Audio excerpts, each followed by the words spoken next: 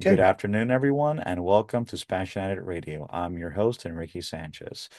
This afternoon, we have a very special guest on our show. Would you be kind enough to introduce yourself to the audience, please? Hi, Enrique. Thank you for having me. I am Peter Ng. I'm the CEO of Chinatown Service Center. Welcome. Thank you for being on the show, Peter. Thank you for inviting me. Likewise, likewise. We had met at the play of Too Many Tamales, which you sponsored, and I really loved the performance. I thought it was a Mm, very positive representation of Hispanic people. So the listeners will like to know a little bit more about the Chinatown Service Center and how long you've been around, and what does the organization do for the local communities? sure, I'll be happy to. I am, even though I'm just CEO and associated with Chinatown Service Center for just about 15 years now, the organization was established in 1971. So this is our 53rd year Oh, wow. serving the community. When it started at a church, a local church, United Methodist Church in Chinatown. Only one desk, one volunteer, because they wanted to help the immigrants to resolve their daily life and any problem, any challenges.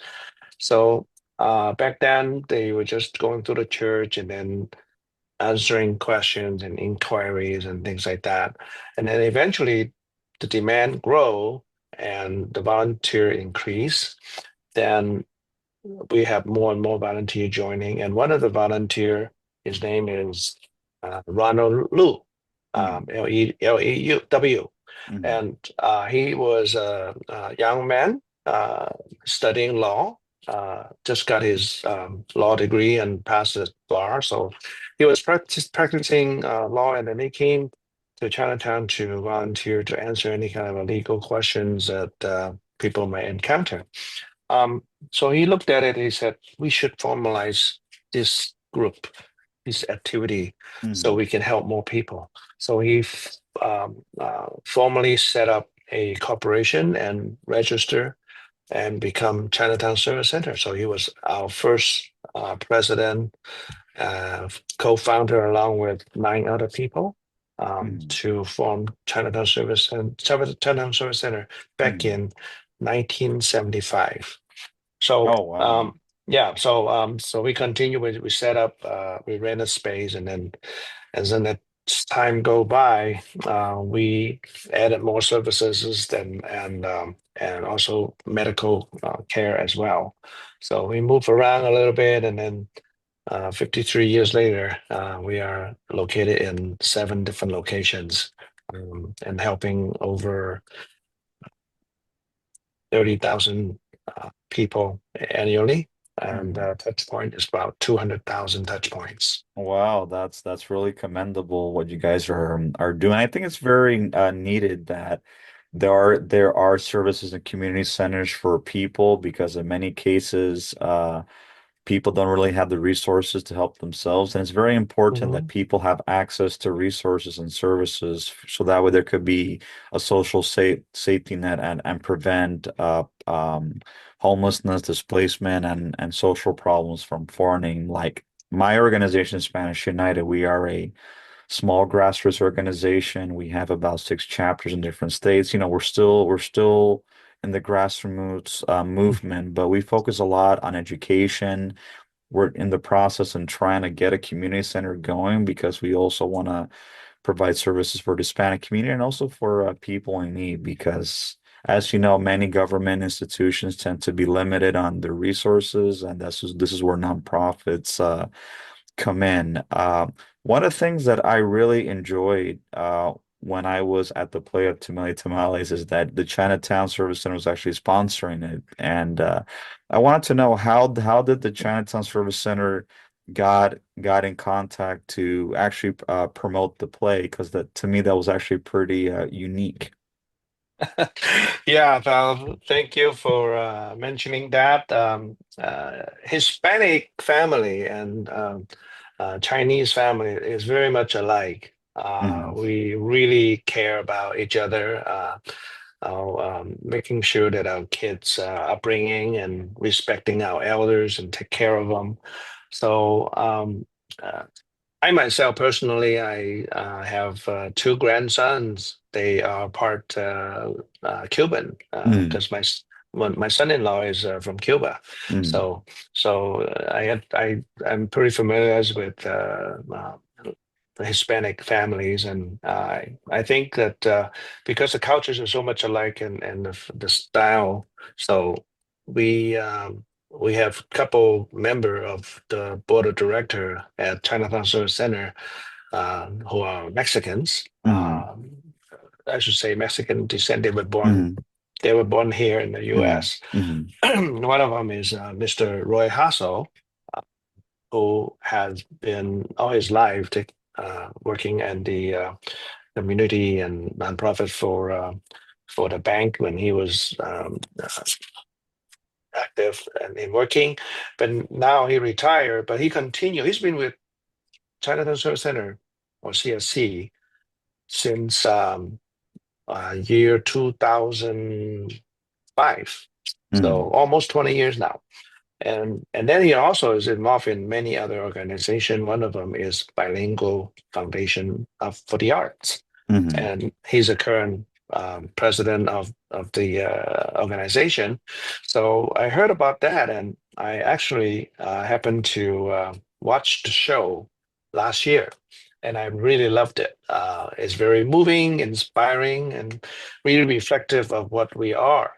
So this year, when he became president, we talked, and then I said, "Hey, how about let's let's have a show that we can treat our CSC's family or employees and their family to watch the show. Too many tamale. Hmm. I think it's a great thing. So we sponsor one show and they dedicated reserved that show for all our network in CSC, and that's why we were there, and we really enjoyed the show. Oh, I loved it. My mother really enjoyed it. I like the fact that the cast was able to interact with the audience, and it was actually a very nice play because, as you know, with today's climate, many Hispanic people unfortunately tend to be stereotyped in a negative way, and I think the play was essential because not only it provided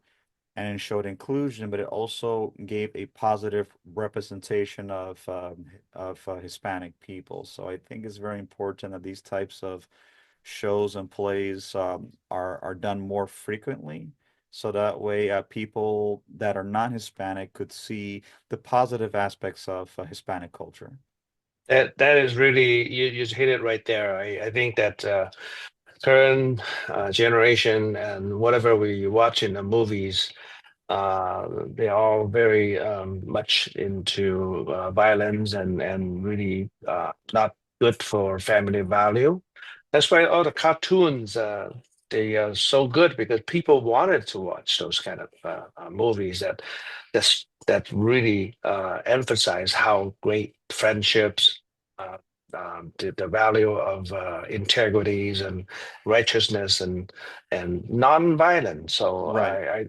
I that's what we need. And watching Too Many Tamales definitely we should have that more often Oh, for everybody. absolutely, absolutely. And I actually bought a copy of the book because that's how much I enjoyed the book. And I also spoke with Roy Gesso and Lauren Lucas, who was Mhm. who promoted the and also produced the play. I'm Yes. planning on interviewing the whole cast possibly either tomorrow on Friday.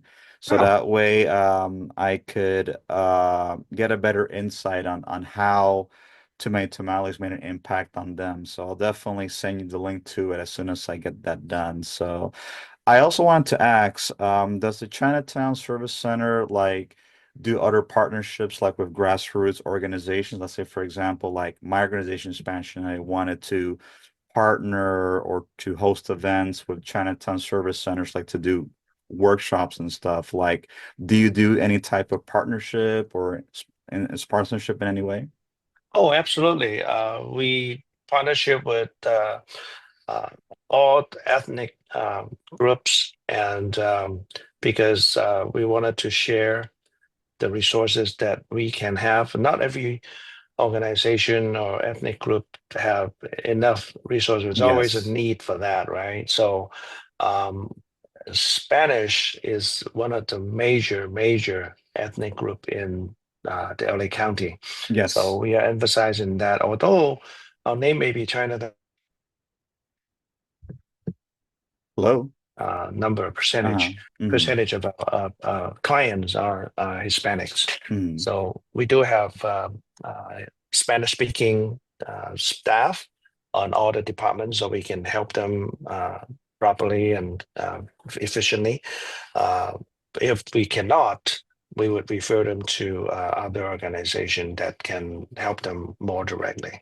Right, because Spanish United, we are still a small grassroots organization, and I have done a lot of work with the Chinese community in San Gabriel. Like I was hosted a few times by the Taiwan Center to speak on human rights. I've done Hmm. events and workshops there, and I have a lot of good connections there. So yeah, if there is any way that we could partner and do some type of sponsorship, but with the Spanish United and the Chinatown Service Center, I think it would also like bridge the gap between both communities because, like you said, Chinese and Hispanic culture have a lot in common in many aspects, and I feel that it's a good way to have a better exchange and dialogue between both groups because I feel that if both groups interact with each other on a daily basis or at least, on a cultural level, I think it could create potential opportunities that would be beneficial for both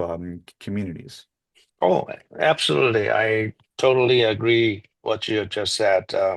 We need to know each other more, and the more we get engaged together, and then we can cooperate and be a partner or be friendship, basically. So Absolutely. yeah, we can advance together because we are all together in this great big melting pot. Exactly. Absolutely. Absolutely.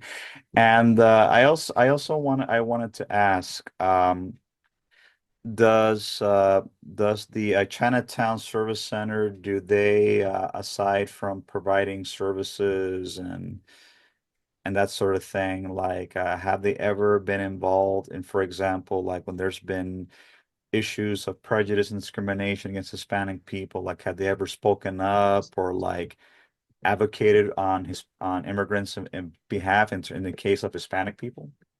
We stand together as far as that goes. Hate crime has no boundary. There's no color. There's no difference between who you are. I think we are equal. There's no reason for any one group targeting another in the basis of hatred or Mm, or discrimination. We have no room for that in this society. mm, Unfortunately, it's still happening, and we have to be mindful. So we need to find out the root of it, and then we need to advocate and also give more education and tell mm. people we are actually all one. We're all under the same planet, the same land, and we should not have any differences. Absolutely. Like one of the things that we do in Spanish United is that we do a lot of education. We focus a lot on education because we believe that education is the passport to the future. And at the same time, that education is also a way of bettering one not only economically, but also socially and emotionally. Like, Hmm. um, we also try to educate like outsiders about, Hispanic culture because sometimes, because like you Hmm. said, because of stereotypes or not interacting with Hispanics, they have Hmm. like a one-sided view. And Hmm. I always try to educate people about the Hispanic experience in the United States and in Latin America. So I think it's very important that, workshops are done so that way people could have a better understanding and an insight about the struggles that many Hispanic people have in the United States and in Latin America. Yeah, I think that is a great uh, um, action that we can do together so we can learn from each other. There are so many stories, like you said, the folks from the Latin country, they come to seek for a better life for themselves. It's the same reason where the Asian coming from Asia or China, Mhm. they are seeking whether it's for a better life or for asylum purpose, things like that. But the bottom line is they like to come to this country, and unfortunately, now it's going to be a little bit more harder because of a new administration come Mhm. in. So we have to kind of deal with it and see how we can alleviate the situation if we can, especially those that has been here already for a long time, and they should be recognized of the contribution. And then yeah, we'll take it from there. Hopefully, that um, would ease some of the anxiety that people may have right now. Exactly, because another thing that we do in Spanish United is that we do a lot of work on the field. Like I do a lot of intakes with many different immigrants to try to help them in getting services. With the little resources that we have, Mhm. we provide food, we provide water, basic necessities, and we also try to get them referrals to get them where they need to be because many Hispanic people, especially those that don't speak English, Mhm. many of them don't know where to go, who to speak to. So even though we are limited on our resources because we don't have that much funding, but we try to help Hispanic people get themselves where they need to be. Like 2 years ago, there was about 20 people that were like under the bridge between the county line of Glendale and Eagle Rock.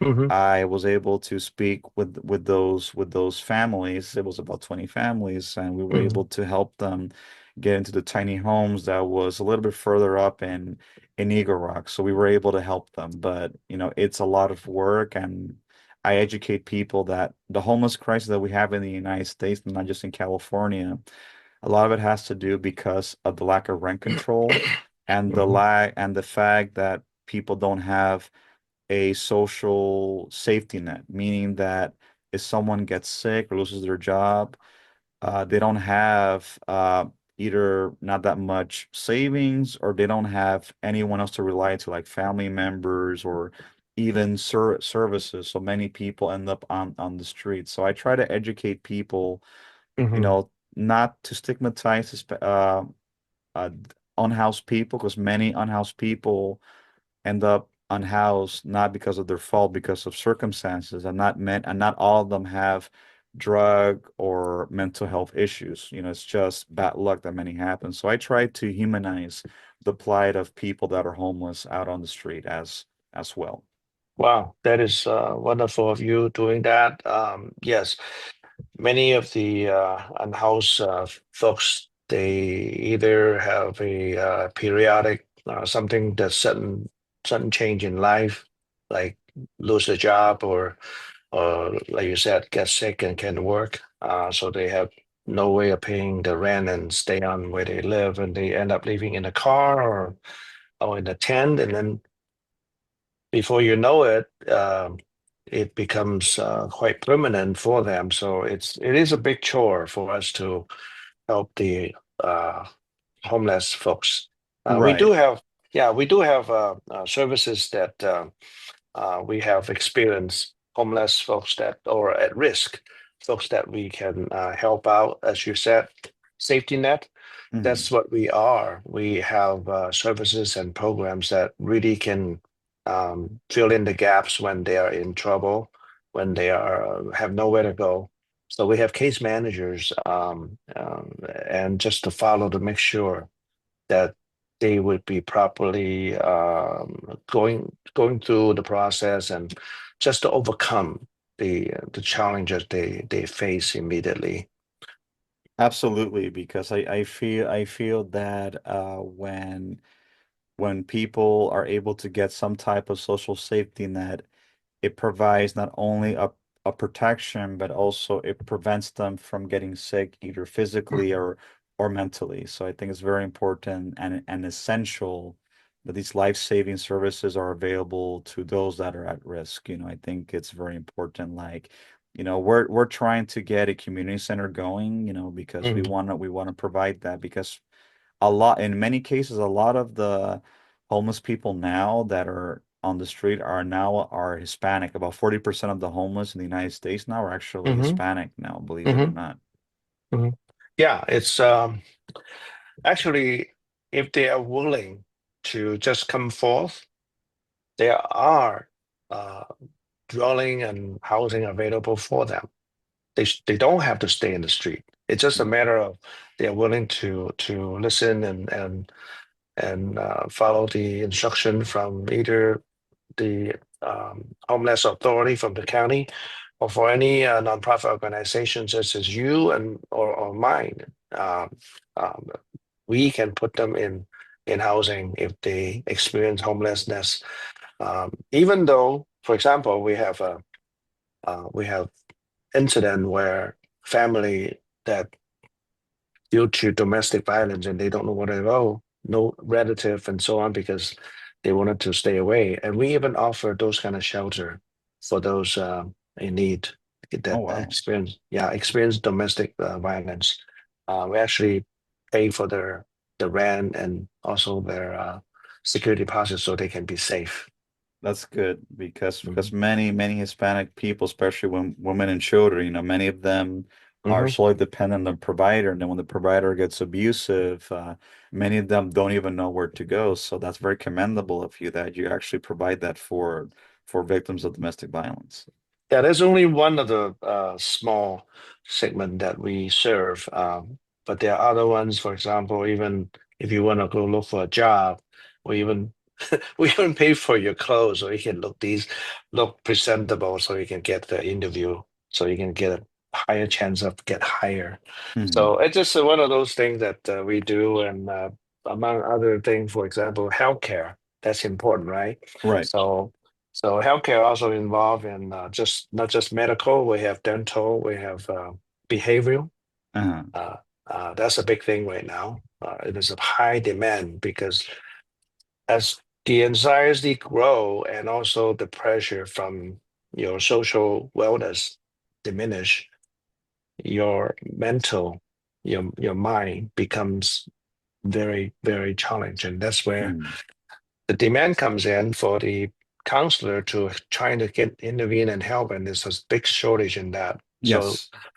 there's a long wait line for that just to see a counselor, and it's we're trying to mitigate that, but it's one of the biggest things. But at least we provide that. We have over 20 counselors and a team of over I think 70 by now, Mhm. uh, in just the behavioral health department to help those, especially if you're homeless too, if you're Mhm. really that. But most of the time, when you mention some of the homeless, they are also have some issue about substance abuse. Right. So we do have that service to have uh, psychiatrists that can write this prescription to help you to come out from that. Right. So so Because the, because I because I believe that every case on case basis, Mhm. depending on the severity, I think many people that have gone into substance abuse, many of them can be rehabilitated, but again, it has to be done on a case by case basis, and it has to be done, like you said, in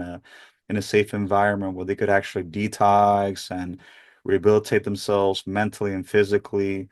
Because, like I've told many people that tend to stigmatize the homeless or that are like the far right, I tell them how are people able to get clean or to reintegrate into society if they're not in a place where they could actually, get cleaned up? It's like you can't expect someone that is on the street, for example, to get better when they don't have access to a facility or to resources or even to a doctor. So it's impossible for them to get clean. If anything, they'll get worse. So we need to humanize people that end up on the street that are in substances and to get them not only cleaned up but also help them reintegrate into society. I am a firm advocate of rehabilitation Hmm. for people. Yeah, it's like racing against time, isn't it? Right, As we trying to kill one individual, two fall into the trap. right, So yeah, it's really something that it's a society's concern. We don't want to have street full of folks that homeless. We right. wanted to help them, but they do need the help, and then I think the government will play a very important role in assisting in that part. Oh, absolutely. And I myself am a firm advocate for big government. I feel that when the government is more involved or has a little bit more control, I think it's better for society because at least they get things done. The Hmm. problem, and I'm not saying this is true in all cases, when everything is privatized, unfortunately, it's human nature for people to get greedy and selfish, and then they don't want to do anything for the society to make it better. But at least when there is more government or big government involved, government is held to a higher standard than, let's say, a private individual or organization to actually resolve the issues of society. So I really feel that when there's more government involvement, I think it will prevent like for example in China, for example, China has like a bigger population than we do, and they don't have the issues of homelessness and drug addiction as we do here. And I think a lot of it has to do, aside from the culture, it has to do because there's government involvement. So we need to have that more Oh, here. well, China has no privatization per se as far as nonprofit. Hmm. I think they just barely starting no more than 10 years ago. Hmm. Uh, Everything is run by the government. Right. They kind of take responsibility of that. But also the culture. It's a culture that you do see uh, homeless folks in China, but at night they tend to hide away. They don't they don't make tents out on the busy street like what we have, Right. because the human right thing, which is make this the great country, they is a public place, so they have a right to stay there. But if you have too many, it becomes an eyesore. Right. Um, it also reflect how we handle the issue. So in comparison, I think like you said, it's a culture thing. In Chinese folks, they they deem to be homeless is shameful. Right. They do not want it to be out in the open, pitch up a tent to show that they are homeless and Right. be recognized. So that is the reason you don't see that many homeless pitching up tents in the big city. However, there are some, but they're hiding away. You don't Hmm. see them. Yeah, Right. Of course. Of course. right. But yeah, like I said, I feel that, when government and nonprofits, at least in the United States, when they are more involved, I think they Mhm. could do a lot in preventing people from getting displaced or people getting into substance. Like I said, government's not perfect. Government, can make mistakes, and even private institutions can make mistakes. But I feel that if there is an awareness that we have to try to minimize the homeless, minimize the substance abuse, or minimize people getting displaced, I think it's also better not only for the society, but also for social and political stability for the country as a whole. Yeah. Uh, I think the whole thing is they have not really um, find out where the roots are and deal with it effectively. Big government, I agree, yes, because they have all the resources, all they have to do is just get allocation of their the tax dollars to Hmm. deal with it. But also there are like 1,000 other things that they have to handle as well. Hmm. So working together, partnership with local um, uh, organizations such as the Spanish United Hmm. and or Chinatown Service Center for the ethnic group. We understand the culture, we understand the community. What Hmm. they our community trust us, just Hmm. like the Spanish community, they would trust Spanish United as the same thing, right? So Correct. we would be able to deliver the message and also handle the problem more effectively than the government itself. Mm, Uh, Bottom line, still many folks they do not trust the government mm, because there's too many red tape, too many things going on. I don't understand it, and then you always run against the wall. They don't get mm, what they wanted, so it that's why it's so important for nonprofits such as ours mm. and to handle it. So I really appreciate Spanish United to really advocate this and then really going forth to help your ethnic group there. And at Mm. the same token, we can collaborate together and exchange experience and resources so we And can help each ideas. other. Yes, absolutely. Yes. Perfect, perfect. So Mhm. anyway, we come out to the end of our time, but I want to tell you, Peter, thank you so much for being on the show. You've been a very, very wonderful guest. And to the listeners that are listening on Spanish United Radio, we are on all social media platforms. We are on Spanish United Facebook, YouTube, Twitter, now known as X. Anyone that wants to make a contribution or donation to Spanish United, we are a nonprofit organization, 501, 503. Anything that Mhm. anyone gives is used to help someone in the community. You don't have to be Hispanic, to help someone in the community. And again, Peter, as soon as I'm finished, I will send you the link. And again, thank you for being on the show. Thank you for having me, Enrique. Likewise, have yourself a good afternoon. You too. Thank you. Bye bye.